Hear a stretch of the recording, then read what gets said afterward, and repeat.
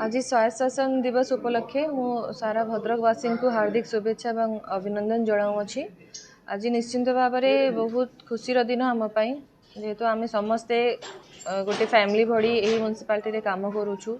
समस्ते गोटे जगह आज एकत्रित होते सब काउंसिलर्स एग्जीक्यूटिव ऑफिसर एवं स्टाफ माने मध्य उपस्थित थिले।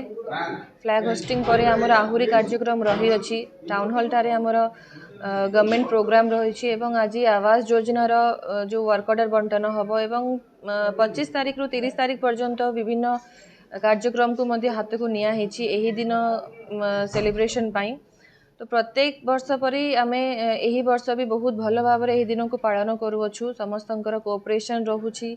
सबु स्टाफ काउंसिलर माने आमे समस्ते एक है कि लोकंकर समस्यार समाधान बाहर करिया पई सबु बेले आमे चिंतित आमे फोकस मध्य हमर से ही ऊपर रही जो लोक माने प्रत्येक दिन म्युनिसिपालिटी को आसुछंती तांकर समस्या नै कि निश्चिंत भाव में आमे तार समाधान बाहर करिया पई लागिछु एवं जेतिकी आमर सरकारी योजना अच्छी किभली भाव में लोकंक पाखक पहुँचबो लोक प्रॉपर सर्विस पाई परिबे से ता उपरे भी आमर फोकस रही।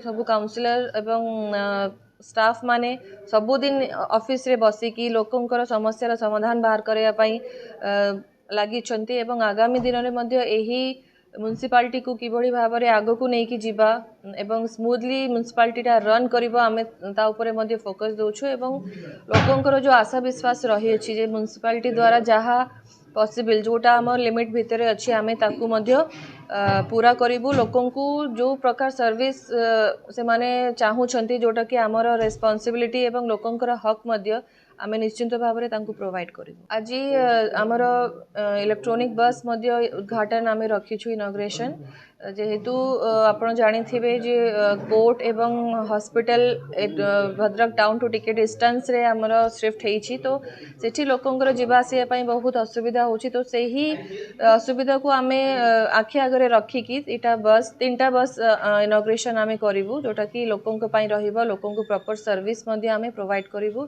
एवं जो पब्लिक माने हैरान होछन्ते जीवा आसिया करिया पई तो से माने आउ हैरान न हेकी सेफली से माने हॉस्पिटल हो कि कोर्ट हो से जगह को पहुँची पारे और निजर काम करें।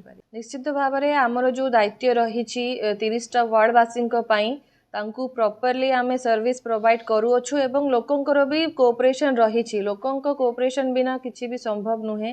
तो लोकंकर आशा विश्वास एवं कोऑपरेशन सहित आमे आग को बढ़ुछु एवं जो समस्या नहीं कि आसुछंती ताकू आमे भल भाव में ताकू समाधान तार केमिति बाहरी पारिबो आमे ताहा पई पूरा लागिछु।